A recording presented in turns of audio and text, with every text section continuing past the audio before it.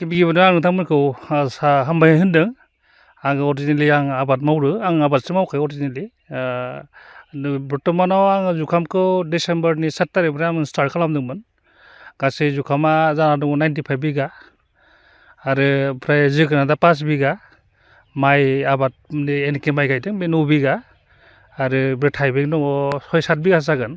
Exactly सुनाय जायाखै। टटेल गासै जों हाया 130 बिगा दङ।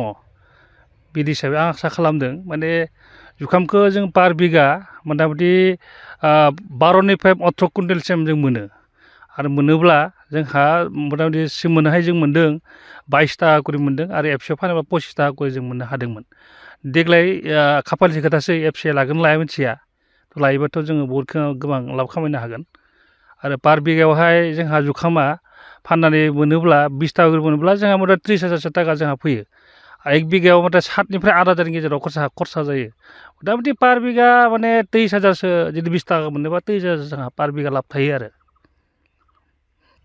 आं बोसोरै बेखौनो सानो जे जोंनि आबादारि जोंनि जिथु इयुथ सेंग्राफोरा जायफ्रा फरायनानै बि पास जानानै थाबाय, सोरबा मास्टार डिग्रि फरायनानै थाबाय, बिथांमोना मा खालामो माने साख्रि गैया आरो जोंहा जबलेस होनो। खिन्थु आं बेखौनो सानो बिथांमोना जुदि 7,000 खरसा जायोब्ला बिगायाव जुदि 20,000 मोनोबा 40,000 थाखा खरसा गारनानै जुदि 20,000 थाखा लाब मोनोब्ला 40,000 थाखा लाब थायो। बेनिखायनो आबादा मोनसे इनिसियेल स्टेजनिफ्राय माने केपिटेल थाखा बनायजेननाय होननानै आं सानो। बेनिखायनो जिथु जोंनि बर' समाजाव जों बेखौ नुनो मोन्दों जे जोंनिया माने बरदिन जानाय ख्रिस्टमास फैबाय। ख्रिस्टमास फैनाय लोगो लोगोनो निउ इयार फैबाय। निउ इयार फैनाय लोगो लोगोनो हाबा थाबाय। हाबा होनाय लोगो लोगो कनफारेन्स थाबाय। माने जोंनि बर' समाजनि गेजेराव एन्टारटेनमेन्टखौ बांद्राय आं नुदों। बेनिखायनो जोंनि मानसिफ्रा माने हाया बिगा बिगा गोलैना दोङो। दा नैबे सक्रा एरियायाव आं मावफैदों माने आङो 1500 करि पार बिगायै लिजाव लादों। आंहाथ' गावनि हा हिसाबै गैया, दोङोबाबो जोंहा सब बागान एरिया। बेनिखायनो मा जोंनि जिथु बर' समाजफ्रा माने मावनाया मोजां, ओंखारबोनाया मोजां आरो बिनिफ्राय दा बांगालफोरा मोनसे एन्टारटेनमेन्ट होननाय बिसोरनाव गैया। कनफारेन्स गैया। दा जेनेबा रजा होदों, रजाबाबो बिसोर सानाव पुरा खामानि मावो, मोनायावसो बिसोर रजा मानियो। दा बिसोर हाबा जायोबाबो बांगालफोरा माने मोनायावसो हाबा जायो। दा जोंनि जिथु समाजनि जिथु ख्रिस्टियानानो जा हिन्दुआनो जा जिखुनु जोंनि बर' समाजनि मानसिफोरा माने एकदम बादुला जानायखौ जों नुनो मोन्दों। माने उलुं फुलुं थायो। आं बेखौसो नुनो मोनबाय थादों। बेनिखायनो आं खावलायदों जितु जोंनि बर' समाजनि जिथु मानसिफ्रा जे बांगालफोर हायोब्ला जों मानो हाया? जोङो ज' मावनो जों मानो हाया? जेसेबांनो ज' मावगोन जेसेबांनो जों मार्केटिंआ मोजां जायो। आं बेखौनो खावलायदों जे जोंनि जिथु बर' समाजनि मानसिफ्रा जुदि मावोब्ला मोजांसिन होननानै आं सानो। आरो ओमफ्राय आंहा मोनसेल' दुखु थायो पलिटिक्सनि सायावहाय। दा जों थाइबें गायदों। अथ' खरसा बिगायावहाय जोंहा मथा-मथि थाइबें गायोब्ला 8,000 9,000 खरसा जायो आरो तरमुज गायदों। बेफोरबायदि गायनायाव जोंहा अखा बांखाजों जोंहा गोबां लस जानो गोनां जायो। दा बेनिखायनो जोंनि हाग्रामा सार आरो जोंहा प्रमद बर' सार आरो हेमन्त सार আমি তেওঁলোকক অনুৰোধ কৰিব বিচাৰিছোঁ যে আমাৰ খেতিয়কবিলাকৰ কাৰণে তেওঁলোকে একো মানে মাত মাতা নাই আৰু ইনচুৰেঞ্চটো দিলে আমাৰ কাৰণে খুব ভাল হ'ব। যেনেবা কেতিয়াবা আমাৰ গাহৰি লয়, सोरबाबा जों अमा लायो, मोसौ लायो, बोरमा लायो, दाउ लायो, ना फिसियो जोंहा। खिन्थु आबादारि जायाखै जोंहा मोनसेबो दिनैसिमबो इन्सुर होननाया गैया। दिनै साइकेलाबो दोङो इन्सुर दोङो, दिनै गारियाबो इन्सुर दोङो, मानसियाबो इन्सुर दोङो। दिनै आबादारिफोरनि थाखाय मानो सिन्था खालामो सरकारा? आं बेखौसो खावलायबाय थादों। जुदि बेखौ जुदि इन्सुरखौ होयो होमब्ला जोंनि जितु बेकार थानाय लाइमोनफ्रा माने मावनो गिनाय नङा होनना आं सानो आरो।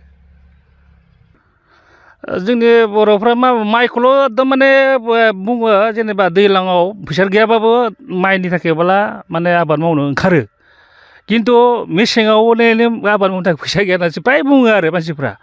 दा दैज्लाङाव आबाद मावनो दैज्लाङाव माइ गायनो हायोब्ला मेसेङाव मानो हाया? मेसेङाव दैज्लाङाव गायनाय फैसाजों फाननानैबाबोथ' नों गायनो हायो। दैज्लाङाव माफ्रायबो गायनो हायो। खिन्थु मा जोंनि गेजेरावहाय मा बुंगोन मा कालसार, खिन्थु मेसेंनियासो बांसिन फैसा दङ। दैज्लाङाव नोंहा माइयाव खोब पार बिगा फाननानै मोनोब्ला 12,000सो मोनो आरो नोंहा 6-7,000 गेजेराव खरसा जायो माइ गायोब्ला। होमबा जोङो जुखाम गायनानै बा थाइबें गायनानै तरमुज गायनानै पार बिगा जुदि जोङो 20,000 30,000 जुदि मोनोब्ला माने खमै दोङो। दायो जेनेबा आङो दायो बड'लेण्ड रिजर्ट बनायदों। रिजर्टआवहाय एग्र' टुरिजोमाव आं थाइजौ गायदों।